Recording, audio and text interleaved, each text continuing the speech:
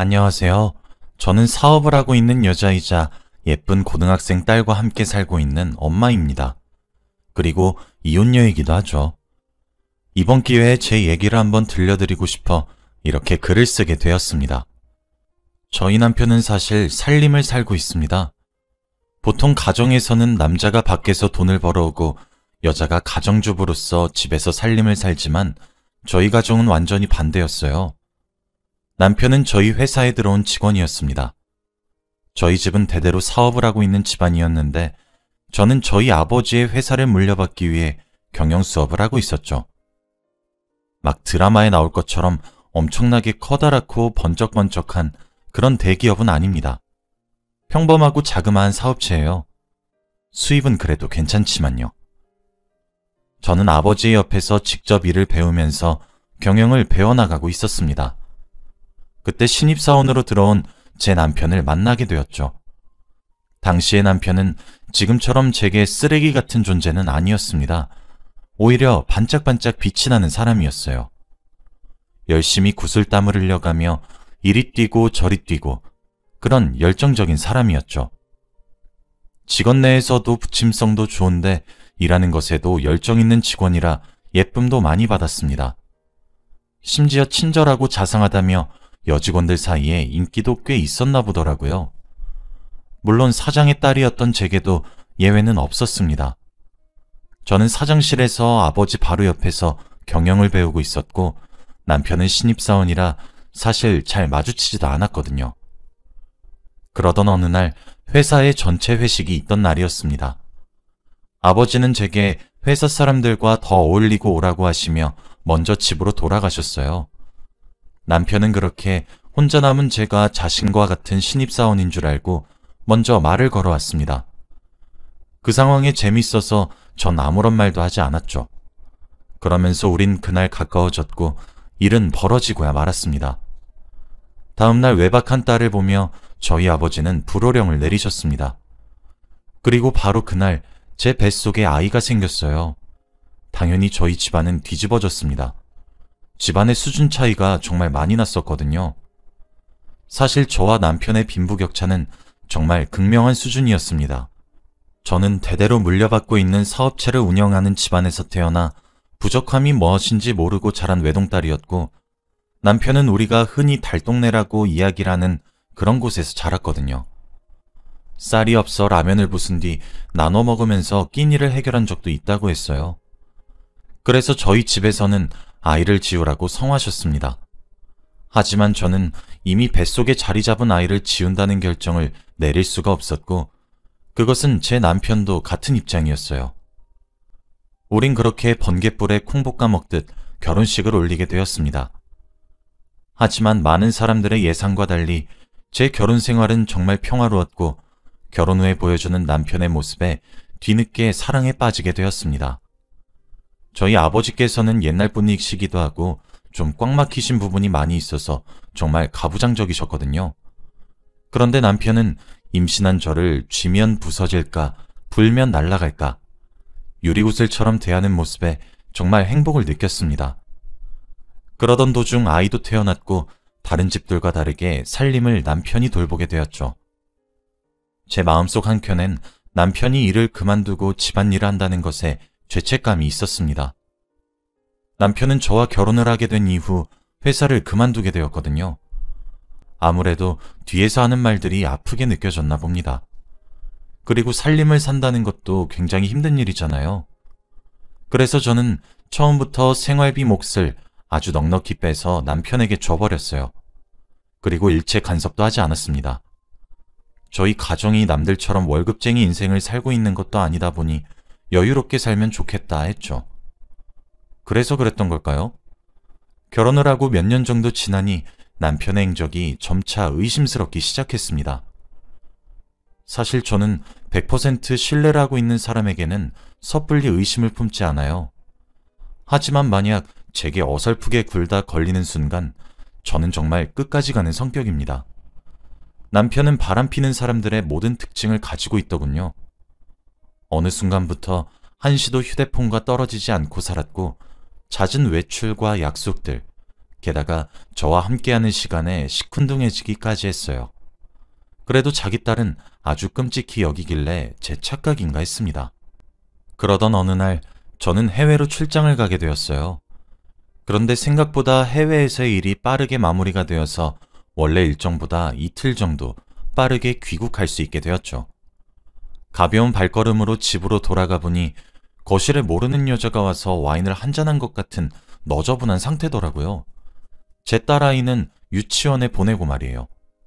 제 얼굴을 보자마자 귀신이라도 본 듯 사색이 되어 질리는 남편의 얼굴을 보니까 화가 나도 그렇게 날 수 없었습니다. 남편은 그 여자 바로 앞에서 무릎을 꿇고 싹싹 빌기 시작했고 그 여자는 뭐가 그리 당당한지 제 집에서 두 발로 당당히 서 있더군요. 저는 그들의 꼴을 보자마자 동영상을 촬영했고 바로 경찰에 간통죄로 신고했습니다. 이혼소송을 시작했어요. 하지만 매일 밤마다 울면서 아빠를 찾는 딸아이의 모습과 자기가 정말 미쳤던 것이 분명하다며 정말 딱 한 번의 실수였다며 싹싹 비는 남편의 모습에 생각을 바꾸게 되었어요. 그 이후로도 남편의 얼굴을 가만히 보고 있으면 갈라서고 싶은 마음은 정말 굴뚝 같았습니다. 하지만 차마 아이의 얼굴을 보니 이혼소송을 계속할 수는 없겠더라고요. 제가 아이에게 아빠를 뺏어가는 건가라는 생각이 들어버렸거든요. 그렇게 우리는 극적으로 이혼을 하지 않고 저는 남편을 용서한 후 가슴에 묻기로 했습니다. 하지만 상간녀가 받을 처벌을 없애고 싶지는 않았어요. 결국 간통죄로 인해 상간녀는 1심에서 1년의 징역을 받게 되었습니다.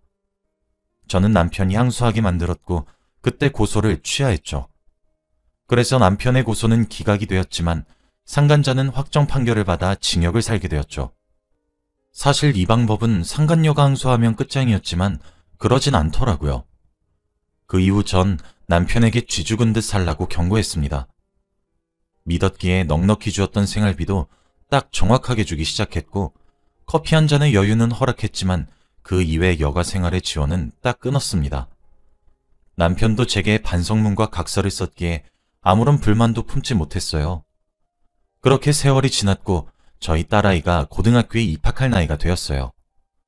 제가 남편의 외도를 가슴에 묻고 10년이 지난 해였죠. 10년이면 강산도 변한다고 저도 많이 누그러졌습니다. 그리고 남편도 무너진 신뢰를 회복하기 위해서인지 저와 딸아이에게 정성을 쏟기 시작했죠. 그래서 정말 꿈에도 몰랐어요.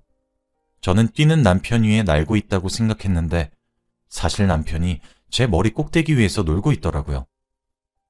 제게는 부부 동반 모임이 여러 개 있습니다. 아무래도 제가 바깥 일을 하고 있기도 하고 사업체 쪽으로도 많은 모임이 있었거든요. 하루는 그중 한 모임의 친구로부터 전화가 한 통 걸려오더라고요. 왜 여기까지 와서 자신의 얼굴을 보고 가지 않느냐는 그런 전화였죠. 저는 무슨 말이냐고 물으니까 친구가 대답하더라고요. 너 아니야? 분명 차 번호는 너 맞는 것 같던데? 오늘 우리 갤러리에 왔었잖아. 라고 말이에요. 저는 영문을 모르겠어서 잘못 본 거 아니야? 오늘 하루 종일 회사에 있었는데 무슨 소리야? 라고 했죠. 이상하다는 말을 남기고 친구와 전화를 끊었습니다. 그런데 뭐랄까? 기분 나쁜 촉이 온다고 해야 하나? 쎄한 기분이 영 가시질 않더라고요. 저는 서둘러 업무를 마무리하고 퇴근을 해 집으로 갔습니다. 남편은 아무런 일도 없다는 듯이 오늘 일찍 왔네 하며 제 저녁을 챙기더군요. 저는 그렇게 깊은 밤이 될 때까지 잠자코 기다렸어요. 밤이 깊은 이후 저는 남편의 차키를 들고 나왔습니다. 그리고 남편 차의 블랙박스를 확인했죠. 그 블랙박스 속엔 정말 상상치도 못했던 인물들이 들어있었습니다. 남편은 10년 전 법정소송까지 갔었던 상간녀와 다시 만나고 있었거든요. 제 친구가 정확히 남편의 차를 본 것이 맞았어요. 남편은 당일에 상간녀와 데이트를 하러 간 곳이 제 친구가 운영하는 갤러리일 거란 사실을 몰랐겠죠. 그러니 대놓고 갔던 모양이더군요. 아무리 간이 커도 설마 알고 갔겠나 싶었습니다. 정말 배신감에 치가 떨렸고 배신감을 넘어서서 누군가 머리를 망치로 세게 꽉 내려찍는 그런 기분이 들었어요. 전 그 길로 집으로 올라와 조용히 남편의 휴대폰을 열어 확인했습니다. 그러나 남편의 휴대폰엔 외도에 어떤 흔적도 남아있지 않더군요. 이제껏 이런 방법으로 저를 기만했던 거구나 싶었습니다. 일단 남편 차량의 블랙박스 녹화 파일을 제게 옮겨놓은 뒤 그때부터 증거를 수집하기 시작했어요. 남편은 저를 출근시킨 이후 딸도 학교에 보내고 난 뒤에 그 여자를 만나러 가더군요. 일주일에 딱 3번 정도 만나고 있었어요. 상당히 규칙적인 만남이었죠. 저는 모든 사실을 알고 난 이후 남편이 사용하고 있는 생활비 통장 또한 조회해 보았습니다. 매달 제가 넣어주는 많은 양의 생활비는 전부 그 여자와 남편의 외도에 들어가고 있었어요. 그리고 제게 정말 충격적이었던 부분은 제가 관리하고 있는 건물의 월세를 남편이 받고 있더라고요. 어쩐지 생활비로는 턱없이 모자랄 정도의 사치를 즐기며 외도를 하는데 그 돈이 다 어디서 났나 싶긴 했습니다. 세입자에게 급히 연락을 해보니 남편이 따로 찾아와 월세를 자신의 계좌로 입금할 것을 요구했다고 하더군요. 솔직히 제가 관리에 소홀했고 미흡했었던 사실은 인정합니다. 회사 일로도 바빠서 제 생각보다 오랜 기간 동안 제 돈을 남편이 빼돌린다는 사실을 몰랐던 것도 제가 너무 무지했기 때문이죠. 하지만 아무리 그렇다 할지라도 관리에 소홀한 아내를 보며 그 많은 돈을 그렇게 오랜 기간 동안 빼돌릴 수 있다고 보시나요? 믿는 도끼에 발등이 찍힌 수준 정도가 아니었습니다. 진짜 사람 속이 부글부글 끓었어요. 저는 바로 변호사를 선임했습니다. 변호사가 그러더라고요. 보통 상간녀 소송을 하는 이유는 법정 싸움까지 가면 아무리 불륜까지 저지른 사이라고 하더라도 서로 네가 못났니 내가 잘났니 하며 싸워서 사이가 파탄이 나는데 아주 이례적으로 계속 만나는 경우가 있다고 하더라고요. 그리고 제 경우가 그 이례적인 경우였죠. 이 경우에는 상간녀에게 상간자 소송을 준비할 수 있다고 합니다. 저는 그래서 그와 동시에 이혼 소송도 함께 준비하기 시작했어요. 솔직히 저로서는 남편의 행동이 정말 이해가 되지 않았습니다. 소장을 날림과 동시에 상간녀가 남편에게 연락을 한 모양이에요. 집으로 돌아가니 오줌 마려운 강아지 마냥 제 주위를 안절부절하며 맴돌더군요. 꼴을 보아하니 상간녀에게 자초지종을 들은 듯 해보였습니다. 저는 옷을 갈아입으며 물어봤죠. 제가 뭘 그렇게 못해줘서 가정을 버리면서까지 그 여자를 만나야 했냐고 말이에요. 남편은 하얗게 질려 말도 더듬기 시작했습니다. 그런 모습을 눈앞에서 보고 있자니 화가 치밀어 오르기 시작했어요. 저는 미친 듯이 화가 났고 남편을 매섭게 다그치기 시작했습니다. 구석에 몰린 남편은 제게 소리치더군요. 그래, 당신이 이래서 내가 바람 폈다. 왜? 당신이 밖에서 돈 좀 번다고 날 이렇게 무시해도 되는 거야? 내가 집에 처박혀서 집안일이나 하고 있으니 그래, 내가 얼마나 우습겠어. 당신은 나를 한없이 초라하고 작고 비참하게 만들었는데 그 사람은 날 항상 존중해줬어. 그래서 만났어. 왜? 내가 뭐 그리 큰 죄를 지었어? 우리 결혼 생활만 17년째야. 바깥바람 한 번씩 쐬어주는 게 그리 큰 죄야? 라고 말이에요. 전 정말 그 순간 제가 잘못한 줄 알았습니다. 남편의 태도가 너무 당당해서 말이죠. 저는 걔가 당신을 존중했다고? 당신을 존중한 게 아니라 당신이 쓰고 다녔던 내 돈을 존중한 거겠지. 라고 비꼬았습니다.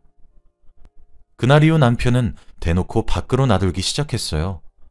아마 제가 10년 전 남편의 외도를 한번 눈 감아준 적이 있었기 때문에 이번에도 제가 이혼까지 선택하지 못할 것이라고 예상했나 보더군요. 사실 남편의 예상이 처음엔 맞았었습니다. 저도 본보기를 보여주기 위해 이혼이란 카드를 꺼냈었던 것이지 실제로 이혼하기에는 저도 용기가 나질 않았거든요. 그리고 제게는 나쁜 사람이지만 제 딸에게는 좋은, 다정한, 착한 그런 아버지였기 때문에 더욱 그랬어요. 그런데 하루는 딸아이가 제게 연락을 해오더라고요. 밖에서 단둘이 맛있는 음식을 먹으러 가자고 말이에요. 그때까진 몰랐습니다. 딸아이가 무슨 심정이었을지 말이죠.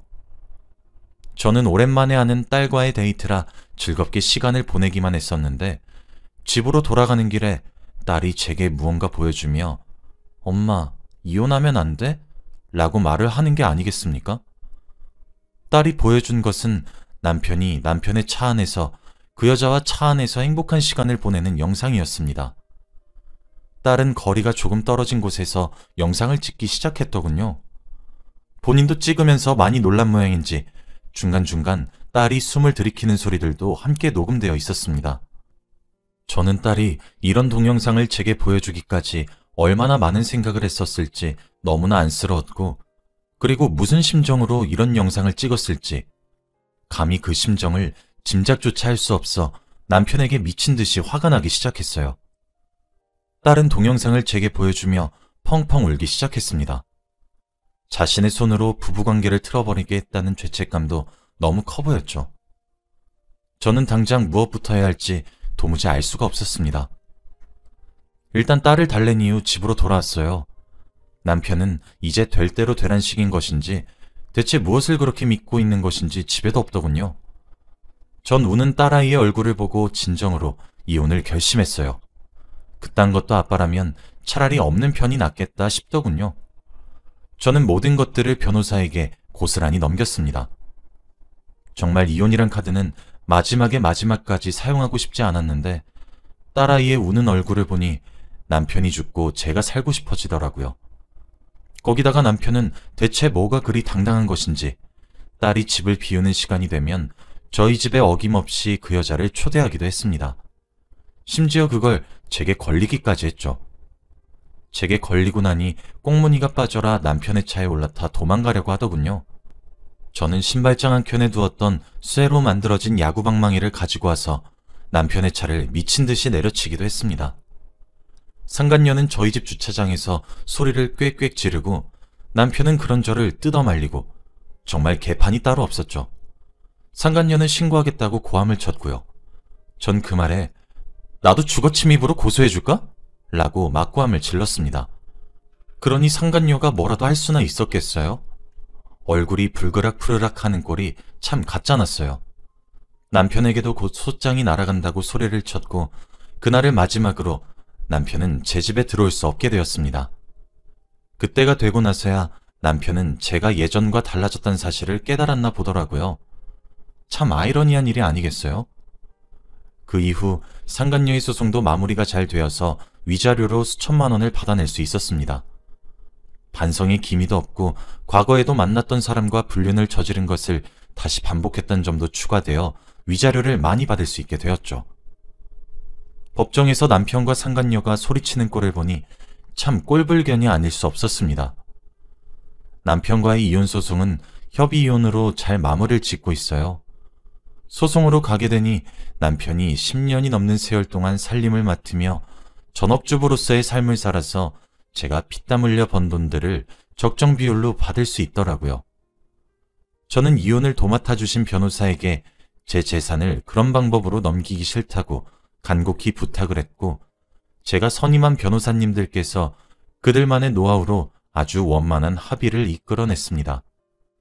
그래서 부서진 남편 명의로 되어 있는 승용차 한 대를 제외하고는 한 푼도 주지 않을 수 있었어요. 대신 아이의 양육비는 받지 않기로 했습니다. 어차피 줄 돈도 없을 것 같긴 하지만 말이에요. 딸아이는 저와 함께 심리치료를 다니고 있습니다.